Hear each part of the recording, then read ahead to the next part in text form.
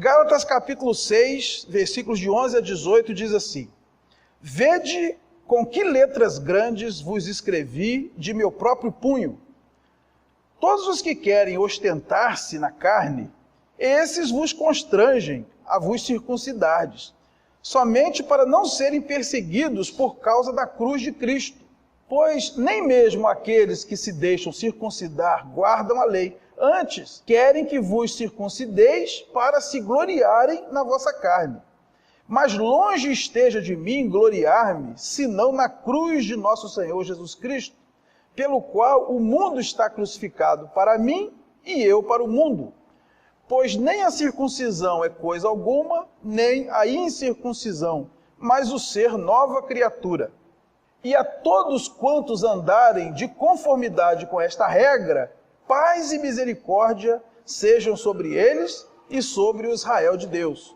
Quanto ao mais, ninguém me moleste, porque eu trago no corpo as marcas de Jesus. A graça de nosso Senhor Jesus Cristo seja, irmãos, com o vosso espírito. Amém. Feche seus olhos, querido. Pense em Deus agora. Grandioso Deus e eterno Pai, nós estamos alegres nessa noite, por poder mais uma vez entrar na tua casa e te cultuar. Nós te louvamos por encontrar nossos irmãos. É muito bom poder exercitar essa comunhão, é muito bom poder orar, poder cantar louvores a ti, e agora ainda vamos ouvir um pouco da tua palavra. Ela é fiel e verdadeira, digna de inteira aceitação.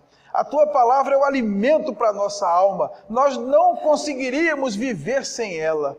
E te louvamos porque nós podemos abri-la, entendê-la e também, com a graça do Senhor, praticá-la.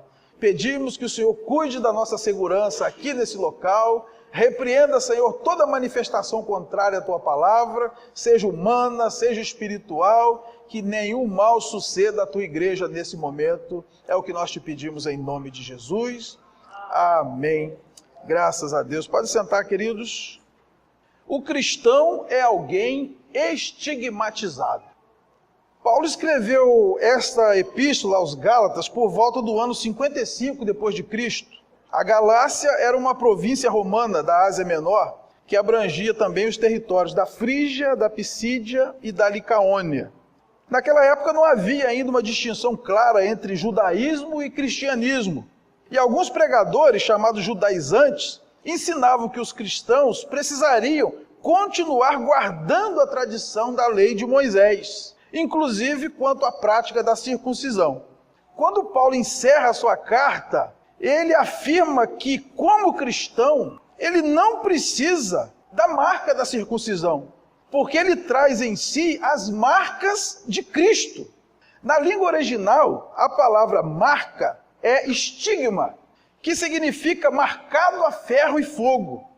Então, alguém estigmatizado é alguém marcado, alguém rotulado. Era costume naquela época os soldados ou escravos gravarem em seus corpos o nome do seu comandante ou do seu senhor, como forma de identificação ou de lealdade. Apesar de Paulo, ao falar de suas marcas, provavelmente estivesse pensando nas cicatrizes que ele tinha no corpo, por causa das perseguições do Evangelho, o contexto geral dessa carta nos leva a entender que o cristão é marcado espiritualmente. Não só o apóstolo Paulo, mas quase todos os escritores das outras epístolas doutrinárias que tem na nossa Bíblia, encerravam a sua mensagem desejando que certas marcas espirituais estivessem presentes na vida dos cristãos. Então, essas marcas que Paulo e os apóstolos desejam para o cristão é que elas sejam em nós e não que estejam em nós. Ser é aquilo que você é. Estar é algo passageiro. Uma marca, uma vez colocada, ela não podia mais ser apagada. Então é como se o cristão tivesse recebido essa marca a ferro e fogo, não no corpo, mas na sua própria alma. E cremos que também essa marca nunca mais vai se retirar de nós. Quais são essas marcas que Paulo e os apóstolos impetram sobre os cristãos e que espera que elas estejam na vida desses irmãos? A primeira marca é a graça. Por exemplo, a graça seja com vocês, No final das 13 cartas de Paulo, ele deseja isso. E vai ainda encontrar em Hebreus e em Apocalipse. Você pode conferir lá Romanos 16, 24, 1 Coríntios 16, 23, 2 Coríntios 13, 14, Gálatas 6, 18, Efésios 6, 24, Filipenses 4, 23, Colossenses 4, 18, 1 Tessalonicenses 5, 28, 2 Tessalonicenses 3, 18, 1 Timóteo 6, 21, 2 Timóteo 4, 22, Tito 3, 15, Filemão 1, 25, Hebreus 13, 25 e Apocalipse 22, 21. Ao final de todas essas cartas, o escritor diz: a graça seja com vocês. O que é graça? Graça vem do termo grego charis, que significa dom, presente, dádiva, favor, de boa vontade. Pode significar também a condição espiritual de alguém governado pelo poder de Deus. Lá em Lucas 2,52 está escrito que o menino Jesus crescia em sabedoria, em estatura e em graça. Tanto que Pedro, na sua carta, conclama os irmãos a crescerem na graça de Cristo. Se você ler em 2 de Pedro 3,18, é exatamente isso que está escrito lá. A graça é quando nós damos a alguém algo que ele não merece. Graça é favor imerecido. E a graça é uma marca do cristão. O cristão é alguém que tem graça. Alguém já disse que Jesus é a graça que supera a desgraça de uma vida sem graça. Graça é você oferecer ao outro, é se dar ao outro. Graça não é investimento que você dá para receber depois. Graça é quando você faz porque quer fazer, independente se o outro pagou ou não. Algo que é de graça é porque não custou preço, senão não seria de graça. Foi assim que Deus nos salvou. Em Efésios 2, versículo 8, vai dizer: pela graça sois salvos, mediante a fé. Isso não vem de vós, é dom de Deus. Então, se há uma marca que precisa estar na nossa vida como cristãos, é a graça. O cristão, ele é estigmatizado como alguém que vive debaixo da graça e exala graça ao seu redor. Essa palavra graça, no original, eu já falei aqui, é charis, é de onde vem a palavra carismático. O que é alguém carismático? É alguém que você gosta dele de graça. Alguém simpático, gracioso, que você tem prazer de andar com ele. Não combina com cara feia, não combina com nariz empinado, não combina com estupidez, grosseria, mau humor. Jesus, ele era tão cheio de graça que onde ele ia as pessoas iam atrás dele. As casas ficavam cheias, multidões iam atrás de Jesus. E Jesus não julgava para a torcida, irmãos. O discurso dele era duro. Ele era alguém que diante dele os acusadores deixavam as pedras caírem no chão. Essa é a marca do cristão. A marca do cristão não é fazer uma tatuagem escrito Jesus no braço. Não é você vestir uma camisa escrito sou de Jesus. Alguém já disse que andar com Jesus no peito é fácil, né? Difícil é ter peito para andar com Jesus. Então a marca do cristão não são sinais visíveis. São marcas na alma, característica da vida da pessoa. E a primeira marca que precisa estar na vida do cristão é a graça. A segunda marca é a paz.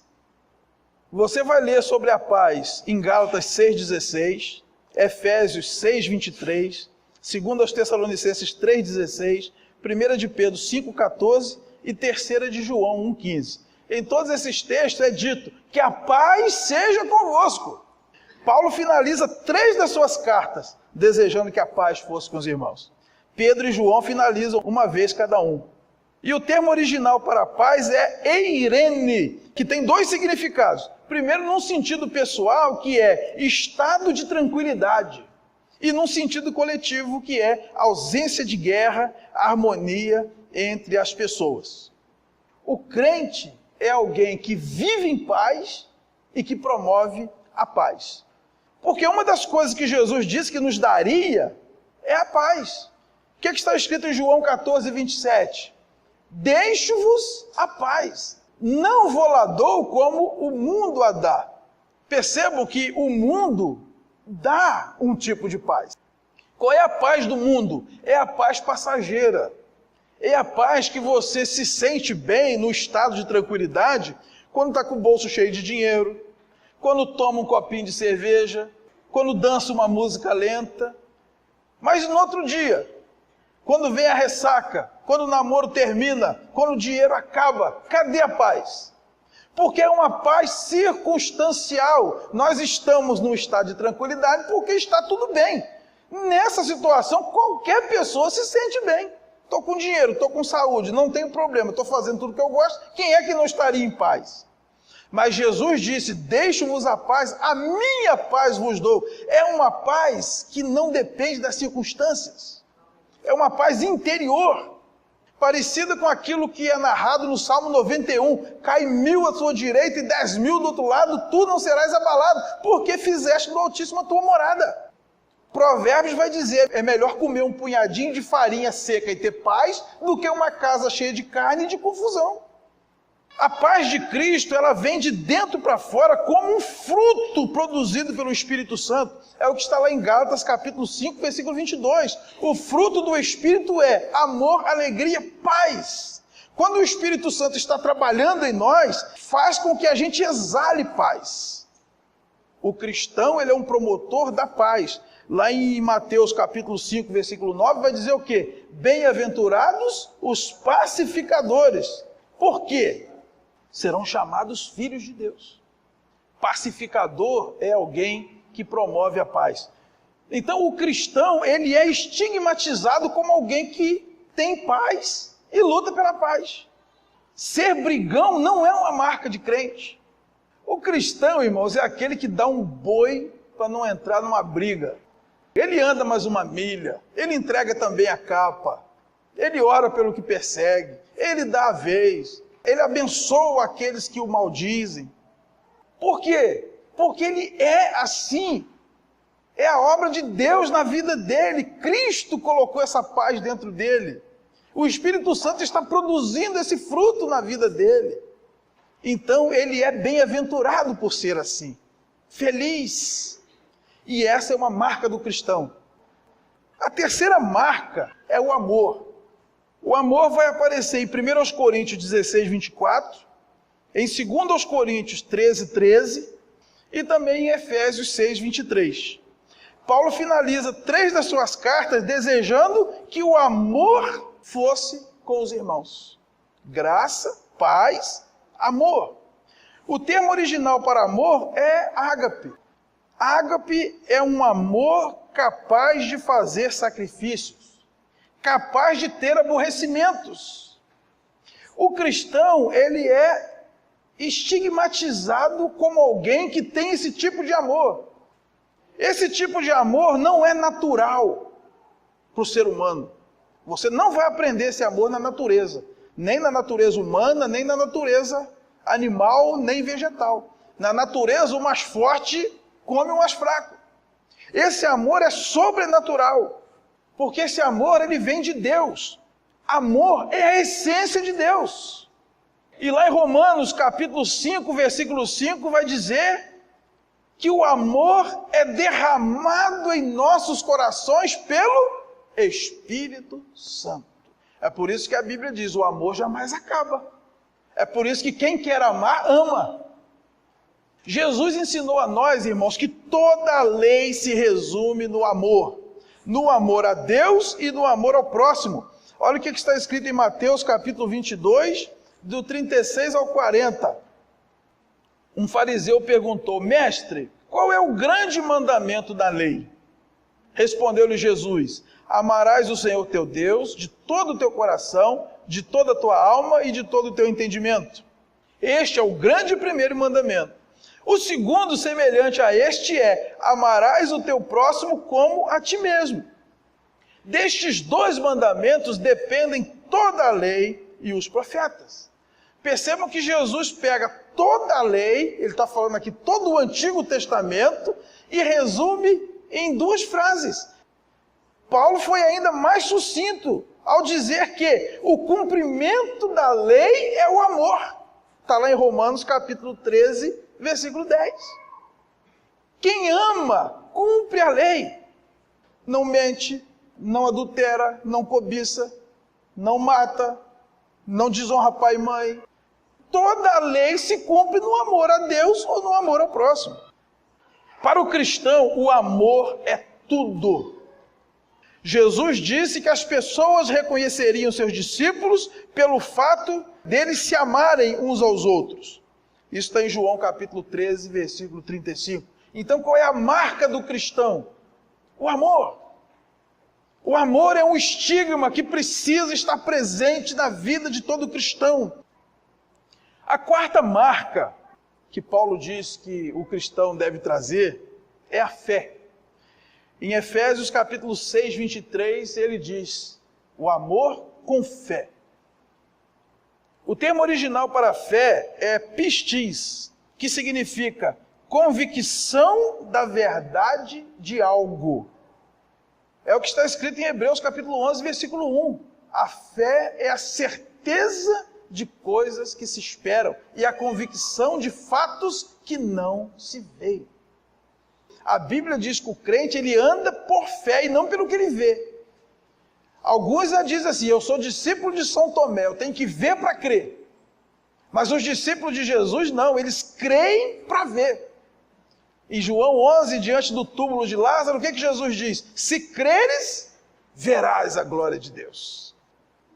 A Bíblia vai dizer várias vezes, o justo viverá pela fé. Você pode ler isso em Abacuque 2,4, Romanos 1,17, Gálatas 3,11, Hebreus 10,38. O justo viverá pela fé. Se retroceder, nele não se compraz a minha alma. A Bíblia diz também que sem fé é impossível agradar a Deus. Está em Hebreus 11,6. Na verdade, a fé é uma reação à revelação de Deus. Como fez Abraão, que acreditou na palavra de Deus e partiu sem saber para onde ia, porque Deus assim falou. Isso está lá em Hebreus, capítulo 11, versículo 8. Agora, porque Abraão ouviu a voz de Deus e obedeceu, a Bíblia diz que ele é o pai dos que creem. E ele é conhecido como o amigo de Deus. Fé nada mais é do que Deus fala, você acredita e vive por aquilo. Fé é não se acomodar com uma vida religiosa inativa, mas produzir as boas obras que Deus preparou para nós como consequência da fé, lá em Efésios 2,10. Pela graça sois salvos, mediante a fé. Isso não vem de vós, é dom de Deus. Joia! Não vem de obras para que ninguém se glorie. Ótimo! Mas não esqueça de ler o 10. Somos feitura dele, criados em Cristo Jesus para boas obras. Tiago vai dizer para nós que a fé sem obras é morta. Tiago capítulo 2, versículos 14 a 18. Obra não salva, mas a fé que salva se traduz em obras. Porque uma fé que só senta no banco e nada faz para Deus nem pelo próximo, essa é uma fé muito questionável. Provavelmente é a fé dos demônios, porque Tiago vai dizer que os demônios creem e tremem, mas nem por isso eles são salvos. Fé não é acreditar que Deus existe, que isso até o inferno acredita. Fé é você crer em Deus e viver de acordo com a sua palavra. E essa é uma marca do cristão. Todo cristão é estigmatizado, é marcado como alguém que vive pela fé, que acredita na palavra de Deus e vive de acordo com seus princípios e valores. A quinta marca que é desejada pelos apóstolos nas suas cartas é a misericórdia. Isso está em Gálatas 6,16. Que a misericórdia esteja com vocês. O que é misericórdia? O termo original para misericórdia é eleos, que significa boa vontade ao miserável e ao aflito. No latim, a palavra misericórdia vem da junção de dois termos, né? Miseres, que é miséria, e cordis, que é coração. É traduzido como dar o coração aos miseráveis, vítimas de qualquer miséria, sem discriminação alguma, nem exclusão de qualquer natureza. Ser misericordioso é ver a miséria do outro e o seu coração doer. Isso é ser misericordioso. Misericórdia é não dar a alguém o castigo que ele merece. Graça é você dar a alguém algo que ela não merece. Misericórdia é não dar a alguém o castigo que ela merece. Ser misericordioso é perdoar a dívida de quem nos deve. E não tem como pagar e também não tem justificativa. A parábola do credor incompassivo, que está escrita em Mateus 18, de 21 a 35, explica isso direitinho. Eu devo, não nego e não tenho como pagar. Você pode me perdoar? Posso. Esse é o misericordioso. E se não perdoar? Você é o credor incompassivo, que foi perdoado pelo rei, mas não perdoa o seu conservo. E a Bíblia diz, vai ficar nas mãos dos verdugos, dos atormentadores, e vai ficar ali até perdoar. Porque aquele a quem Deus perdoou é eternamente devedor de perdão. Tiago, no capítulo 2, versículo 13, vai dizer, o juízo é sem misericórdia para aquele que não usou de misericórdia. Jamais alguém vai chegar para um crente e vai pedir perdão, ele vai falar assim, não perdoo. Jamais. Ah, pastor, mas você não sabe o que ele me fez. Eu não sei o que ele te fez, mas eu sei que foi menos do que você fez com Deus, e ele te perdoou. Perdoar não é esquecer, perdoar é lembrar sem mágoa. Perdoar é dar uma chance da pessoa nascer de novo na sua história. Perdoar é ser misericordioso, porque Deus foi misericordioso com a gente. Reconquistar a confiança é outra coisa. Portanto, todo cristão é estigmatizado como alguém que usa de misericórdia para com seus ofensores, acreditando que eles estão em miséria e não sabem o que estão fazendo. A sexta marca do verdadeiro cristão é a comunhão. Segundo aos Coríntios, capítulo 13, versículo 13, é a famosa bênção apostólica, né? Que a graça do Senhor Jesus, o amor do Pai e a comunhão do Espírito seja com todos vós. A palavra comunhão no grego é koinonia, que significa fraternidade, associação, comunidade, participação conjunta, relacionamento. A Bíblia diz que quem promove a comunhão é o Espírito Santo. Vamos ler lá em Efésios capítulo 4, versículos de 1 a 6. Rogo-vos, pois, eu, o prisioneiro no Senhor, que andeis de modo digno da vocação a que fostes chamados, com toda humildade e mansidão, com longanimidade, suportando-vos uns aos outros em amor, esforçando-vos diligentemente por preservar a unidade do Espírito no vínculo da paz. Há somente um corpo e um Espírito, como também fostes chamados numa só esperança da vossa vocação. Há um só Senhor, uma só fé, um só batismo, um só Deus e Pai de todos, o qual é sobre todos, age por meio de todos e está em todos. O que a Bíblia ensina para nós? Quem promove a unidade é o Espírito Santo. O nosso papel, a nossa obrigação é não atrapalhar. Paulo diz, vocês devem se esforçar para preservar a unidade que o Espírito está fazendo no meio de vocês. Então, irmãos, não somos nós que promovemos a comunhão, é o Espírito. E quando é que nós atrapalhamos a comunhão?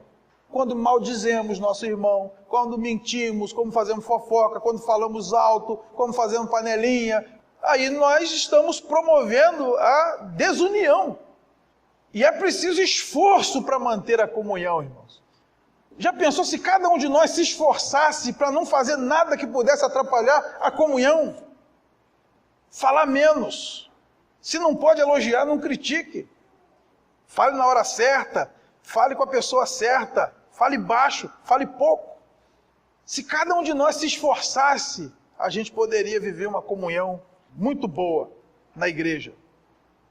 A Bíblia diz que a grande consequência do pecado original foi a quebra da comunhão com Deus e com o próximo.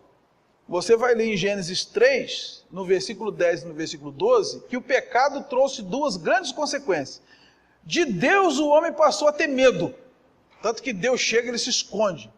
E do próximo o homem passou a ter rivalidade, porque Adão e Eva, está escrito que eles eram um. Mas quando veio o pecado e Deus cobrou contas, o que Adão fez? Foi ela. Já perdeu aquela unidade. Então o pecado quebrou a nossa comunhão com Deus e quebrou a nossa comunhão com o próximo. Quando Jesus morreu na cruz, a Bíblia diz que ele nos reconciliou com Deus e nos reconciliou com o próximo. A figura da cruz nos fala isso, né? Uma haste vertical e uma haste horizontal. Sendo assim, todo pecado é um atentado contra a comunhão. Quando nós lemos os 10 mandamentos, lá em Êxodo 20, os 4 primeiros são com relação a Deus, né? Não terás outros deuses diante de mim, não farás para ti imagem de escultura, não tomarás o nome do Senhor teu Deus em vão, e lembra-te do sábado para o santificar. São os 4 primeiros mandamentos. Depois vem 6 mandamentos sobre o relacionamento com o próximo. Honra teu pai e tua mãe, não matarás, não adulterarás, não furtarás, não dirás falso testemunho e não cobiçarás. E a base da nossa comunhão é a comunhão da Trindade. A Trindade, que é o Deus que nós servimos, Pai, Filho e Espírito Santo, nada mais é do que 3 pessoas eternas coexistindo numa comunhão perfeita, de maneira que quem vê o Pai vê o Filho, quem vê o Filho vê o Pai, quem vê o Espírito Santo vê o Pai, quem vê o Filho vê o Espírito Santo. Não há ciúme na Trindade, não há disputa na Trindade, não há hierarquia na Trindade. Os 3 são um. 3 subsistências em uma só essência. E Deus quer que esse relacionamento, essa comunhão, se repita na terra, na vida da igreja. Jesus orou para que todos aqueles que viessem a crer nele, vivessem nessa comunhão. Olha o que diz no Evangelho de João, capítulo 17, versos 20 e 21. Não rogo somente por estes, mas também por aqueles que vierem a crer em mim por intermédio da sua palavra, a fim de que todos sejam um. E como és tu, ó Pai, em mim e eu em ti, também sejam eles em nós, para que o mundo creia que tu me enviaste. Os cristãos, eles são estigmatizados, não pelos milagres, não pela ausência de problemas, não pela prosperidade, mas pela comunhão que existe entre eles. Jesus disse, se eles forem um, como nós somos um, o mundo vai crer que o Senhor me enviou. A comunhão é uma marca do cristão, é um estigma do cristão. Concluindo, irmãos, os judaizantes da Galácia estavam ensinando que as marcas, os estigmas dos cristãos deveriam ser físicos, como a circuncisão ou outros costumes de homens. E infelizmente hoje em dia também nós vemos que tem sido assim. Muitos têm estereotipado o cristão como alguém que não bebe, não fuma, não joga, não dança, não transa, ou pelo tipo de roupa, cabelo, maquiagem, ou ainda pelo uso do evangeliquez como idioma oficial, não é? E é possível fazer tudo isso e não ser um cristão de verdade.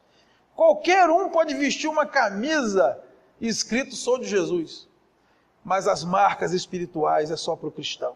A Bíblia ensina que as marcas de Cristo em nossas vidas são marcas espirituais. E vocês vão perceber em vários textos que nós usamos nessa mensagem, que se repete a expressão, seja com o teu espírito. Gálatas 6,18, Filipenses 4,23, 2 Timóteo 4,22 e Filemão 1,25. Ao dizer, seja convosco, diz, seja com o vosso espírito. São marcas que estão lá dentro, na alma. Não dá para ver, mas o fruto que isso produz não tem como passar despercebido. Então, querido, o cristão é alguém estigmatizado, é alguém marcado, rotulado, com as marcas de Cristo. E as marcas de Cristo não são físicas, são espirituais. Graça, paz, amor, fé, misericórdia, comunhão. São marcas que só quem conhece a Deus de verdade apresenta em suas vidas. E Ele quer que essas marcas sejam com cada um de nós. Amém, queridos? Vamos ficar de pé em nome de Jesus. Nem só plano teu, Senhor, deixará de se cumprir o que tua palavra diz a respeito de mim, jamais irá cair. Toda a criação espera ver tua glória em nós brilhar. Nisto eu empenho a minha vida. Nenhuma pedra vai amar em meu lugar. Eu tenho a marca de Cristo em meu coração, está escrito seu nome. Seguir os seus passos é desejo meu e corresponder ao chamado de Deus. Eu tenho a marca de Cristo em mim, prossigo vencendo como Ele venceu. Persigo o destino escrito pra mim, de herdar o seu reino, andando em vitória e correspondendo ao chamado de Deus. Toda a criação espera ver a sua glória em nós brilhar. Nisto eu empenho a minha vida. Declare isso.